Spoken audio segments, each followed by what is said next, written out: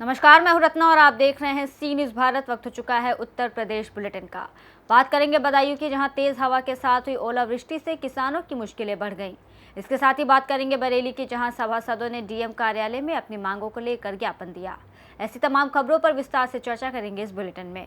खबर बदायूं जिले के तहसील बिसौली क्षेत्र का है, जहां तेज हवाओं के साथ बारिश हुई। वहीं आसफपुर ब्लॉक क्षेत्र के करलावारा में बादलों की गड़गड़ाहट और गरज के साथ बारिश और ओलावृष्टि हुई, जिसमें किसानों के चेहरे पर मायूसी छा गई। तेज हवा के चलते हुए बारिश व ओलावृष्टि से किसानों के गेहूं व सरसों आलू पर भारी नुकसान होने की संभावना है। वहीं किसानों का कहना है कि उनके खेतों में फसल पकी हुई खड़ी है।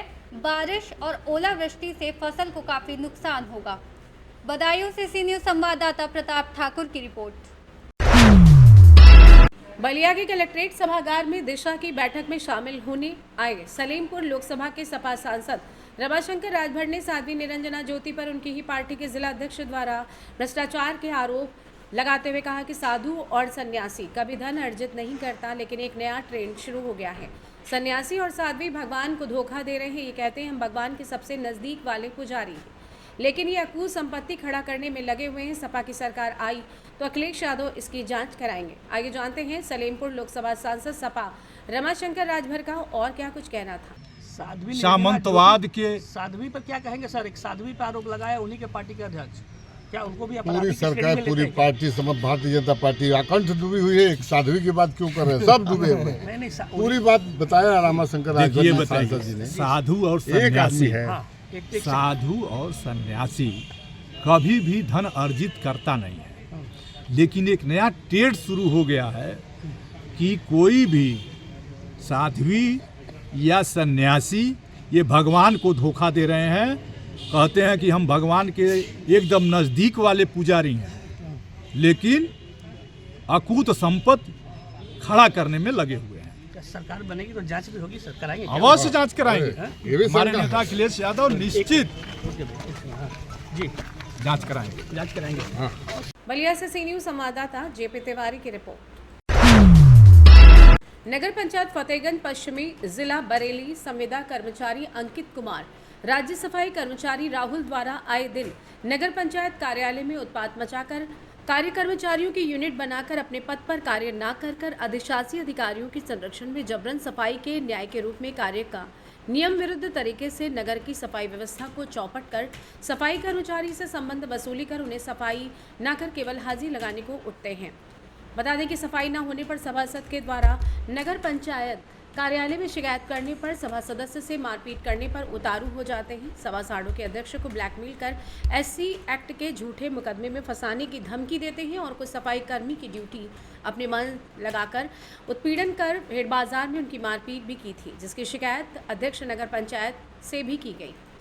सफाई नायक अंकित कुमार व सफाई कर्मचारी राहुल कुमार, इन दोनों कर्मचारियों के खिलाफ कोई कार्रवाई नहीं हुई। Kripal Singh ward number 1, Pradeep Gupta ward number 8, Sandeep Chandra ward number 3, Basir ward number 15, Wasim ward number 10, Ashraf Hussain ward number 13, Taslim ward number 5, Dharmendra Singh ward number 4 सभी वार्ड के सभासदों ने डीएम कार्यालय में आकर ज्ञापन दिया और अपनी मांग रखी। क्या नाम है सर? मेरा नाम मोहम्मद हारून है। आज आप कलेक्ट्रेट ऑफिस में आए डीएम साहब ने क्या मांगा? अब मैं डीएम साहब के पास तो मिलने के लिए आया था, लेकिन डीएम साहब तो मिल नहीं पाए। वो तहसील दिवस नवाबगंज में गए हुए हैं अभी तो, ठीक है। उसके बाद में हम अपर जिलाधिकारी से मिले हैं, अभी मैम से मिले हैं, तो मैम को हमने ज्ञापन दिया है। हमारी जो शिकायतें हैं, हम अपनी शिकायतें देने के लिए आए थे। हम नगर पंचायत फतेहगंज पश्चिमी से आए, मैं चेयरमैन प्रतिनिधि हूँ और ये हमारे सारे सभासद हैं, तो सभासदगढ़ भी आए। एक्चुअली हमारे यहाँ पर एक कर्मचारी है अंकित कुमार, जो कि भिटौरा शमशान भूमि है, शमशान भूमि में कार्यरत है, लेकिन वो अपने आप को सफाई नायक बता के और सब कर्मचारियों को धड़ा धमका काम कराता है, ठीक है। और इसकी शिकायत करने के लिए उन्होंने उनके 8 नंबर वार्ड में हमारे 2-3 कर्मचारी लगे हुए हैं, उन कर्मचारियों को हटा रहा था। जो प्रदीप गुप्ता जी से बात हुई थी, जो सभासद हैं प्रदीप गुप्ता जी, क्योंकि प्रदीप गुप्ता जी से फ़ोन पर बात हुई थी, तो फ़ोन पर अपशब्द बोले थे। फ़ोन पर अपशब्द बोलने के बाद में ये अधिशासी अधिकारी से शिकायत करने के लिए जब नगर पंचायत पहुँचे, तो नगर पंचायत में फिर इन्हें 4-5 लड़कों को लेकर वो मारने के लिए लिपट गया था। ये खाली अपनी सफाई लेके पहुँचे थे, तो उसका हम आज अपर अधिकारी से मिलने के लिए आए थे और उन्होंने अपने ज्ञापन दिया है। अपर जिलाधिकारी क्या कहा? उन्होंने हमें आश्वासन दिया है कि इसकी जांच करेंगे और अगर सही पाया गया जांच में तो उसके खिलाफ कार्रवाई करके उसे संविदा से हटाया जाएगा। बरेली से सी न्यूज़ संवाददाता मुकेश सिंह की रिपोर्ट। खबर मैनपुरी के थाना करहल के मोहल्ला कस्सावान का है। 2 सप्ताह बीत जाने के बाद भी पीड़ित की रिपोर्ट नहीं लिखी गई। थाना प्रभारी ने घायलों का मेडिकल कराना भी उचित नहीं समझा। पीड़ित न्याय पाने के लिए अधिकारियों के चक्कर लगा रहे हैं। थाना करहल के कस्सावान निवासी सोनू पुत्र सिराजुद्दीन ने पुलिस अधीक्षक और प्रदेश के मुख्यमंत्री को भेजे प्रार्थना पत्र में आरोप लगाया है कि वह 6 मार्च को अपना मकान बनाने के लिए नींव खोद रहा था। तभी विपक्षीगण मुस्लिम व तालिब राजा बाबू ताहिर पुत्रगण मुस्तकीम आसिया हाथों में लाठी डंडा और फाफड़ा बेलचा लेकर आ गए। आते ही गाली गलौज करने लगे। विरोध करने पर सभी ने मारपीट शुरू कर दी, जिससे मेरे परिवार की 2 महिलाओं समेत 4 लोग गंभीर रूप से घायल हुए हैं। सोनू ने बताया कि सभी घायलों को लेकर थाना करहल में रिपोर्ट लिखाने गए तो थाना प्रभारी ने गाली गलौज करके भगा दिया। उपचार के लिए प्राथमिक उपचार के लिए करहल पीड़ित परिवार ने मुख्यमंत्री को प्रार्थना पत्र भेजकर न्याय दिलाने की मांग की है। परवेश क्या हुआ तुम्हारे संग, किसने चोट मारी? हमारे साथ ताहिर मुस्लिम राजा बाबू तालिब ने मारा हम सबको, और आसिया उसकी बहन है। क्या हुआ था? ऐसा था, मेरी दादी मेरे नाम में वसीयत कर गई हैं। 13 फुट ज़मीन आ गई थी, पीछे है 11 फुट गली में दरवाज़ा। तो हम अपनी दुकान पर काम कर रहे थे, इन्होंने मुझे बुलाया और बुला के कहते इधर आज हम तुझसे बात करनी है। तो हमने कहा हमारे भाई, तो हम आए तो हमसे बोला कितना बनवा रहा है? हमने भैया इतना बनवाइए, इतना नहीं बनवाएगा। हमने क्यों नहीं बनवाई है? मेरी दादी मुझे वसीयत कर गई है तो हम उतना ही तो लेंगे कि नहीं उतना नहीं बनवाया। हमने भैया कितना देगा? कि तेरा 8 फुट बनाता 8 फुट बना। हमने मेरी वसीयत है तो वसीयत के हिसाब से तो हमें दे दो बनाने के लिए, नहीं देंगे। उनने उठा के हमसे बात करते ही करते मेरा भैया आया न्यू में से निकल के, उसने एक बात बता तालिब ने घूंसा दिया नाक में। तो हमने क्यों होएगा क्यों होएगा, रुको रुको रुको। उसने उठाया पावड़ा, मेरे सर में पावड़ा दिया। तो हम हो गए बेहोश। मेरी छोटी वाली बहन जी वाली आई और मेरे भैया मर जाएगा मेरी बहन को पावड़ा दिया। तो मेरे भैया को न्यू में से निकाला तो भैया ने, हम थाने गए थे और मेरी जेब में सामान था, सामान लाने के पैसे भी थे 50,000 रुपये, वो भी मेरे निकाल लिए साहब। थाने गए थे? क्या हुआ? थाने गए थे, थाने जाके हमने साहब से कही हमारी FIR कीजिए, ठीक है। तो हमें सजा दीजिए नहीं, तो उन्होंने वहाँ मेडिकल भी नहीं होने दिया। क्या बोले? नॉर्मल, मेरे भाई का हाथ टूटा नॉर्मल, मेरे इतनी चोट है नॉर्मल, कुछ नहीं लिखा। हम लोग को भगा रहे अंदर से, तुम निकलो यहाँ से। हाँ नहीं, अस्पताल में थे, मेडिकल नहीं करवा दिया, भगा दिया SI साहब ने कि तुम बाहर निकलो तुम बाहर निकलो। हम लोग कह रहे साहब हमारे SI नाम पता है? नाम नहीं मालूम साहब हमें उनका। तो हमें कुछ होने नहीं दिया। हमें इंसाफ चाहिए साहब, मेरा मकान बन जाए। और धमकी भी दे रहे हैं कि हम तुम्हें जान से मार देंगे। तुम्हारा? नेहा। नेहा, क्या हुआ तुम्हारे साथ? हम अपना घर बनवाने आए थे। हाँ। तो हम लोग अपनी नींव खोद रहे थे। हाँ। नींव खोदते में हमारे भाईयान को मुस्लिम ने बुलाया फ़ोन करके, बात करनी है ना पर आओ। मेरे भाईयान आए, कहते तुम घर क्यों बनवा रही हो? हाँ। तो हमने कि हमारी दादी हमारे नाम में वसीयत नामा कर गई तो हम बनवा रहे हैं। तो कहते जी घर तुम बनवाओगी नहीं।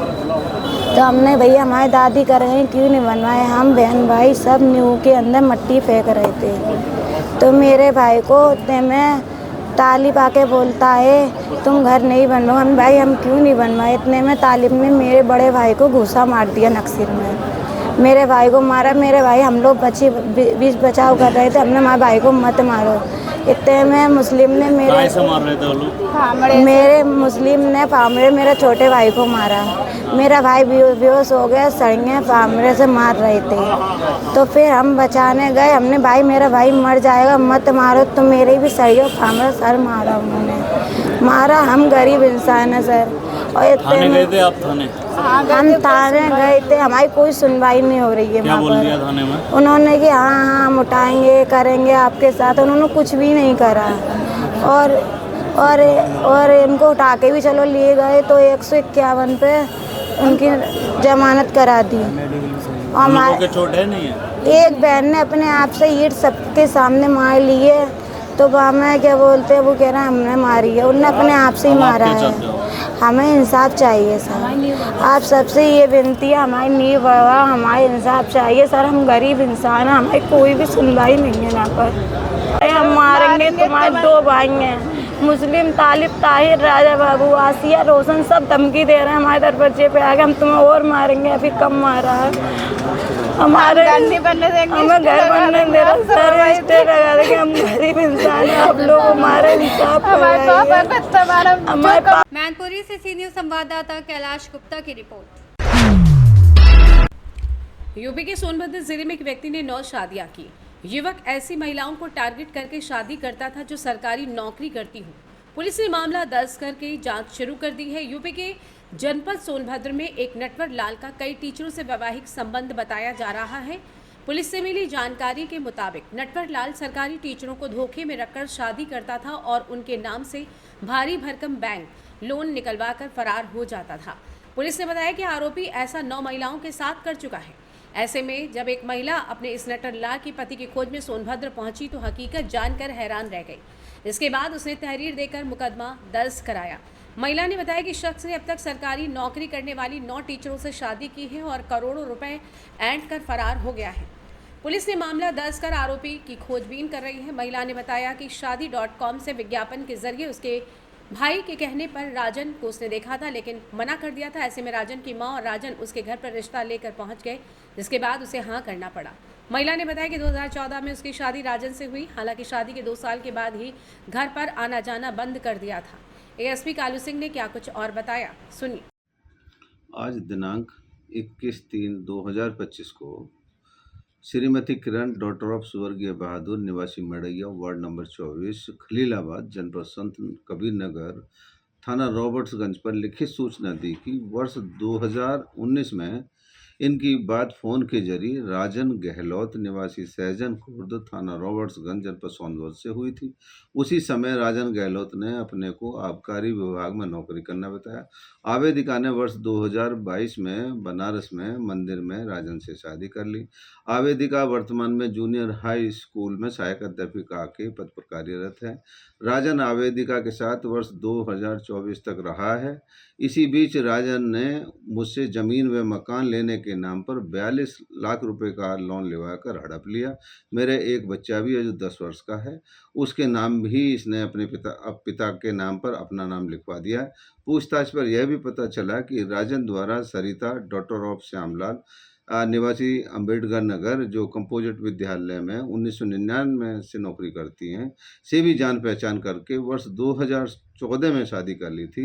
उससे भी एक बच्चा है। वर्ष 2016 में सरिता ने राजन के खिलाफ मुकदमा अपराध संख्या 16/22 अंडर सेक्शन 498A 323 406 504 495 IPC व 3/4 DP एक्ट महिला थाना अंबेडकर नगर में लिखाया था, जो विचाराधीन है।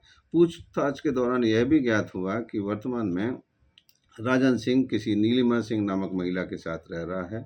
राजन सिंह के अन्य भी कई महिलाओं के साथ संबंधों के विषय में जानकारी मिली है, जिसकी विस्तृत जांच की जा रही है। तहरीर के आधार पर थाना रॉबर्ट्सगंज पर मुकदमा अपराध संख्या 285/25 अंडर सेक्शन 400 से 420 IPC दर्ज कर लिया गया है। विधिक कार्रवाई की जा रही है। सोनभद्र से सी न्यूज़ संवाददाता राजेश गोस्वामी की रिपोर्ट। फिलहाल इस बुलेटिन में बस इतना ही। देश और दुनिया की तमाम बड़ी खबरों के लिए देखते रहिए सी न्यूज़ भारत।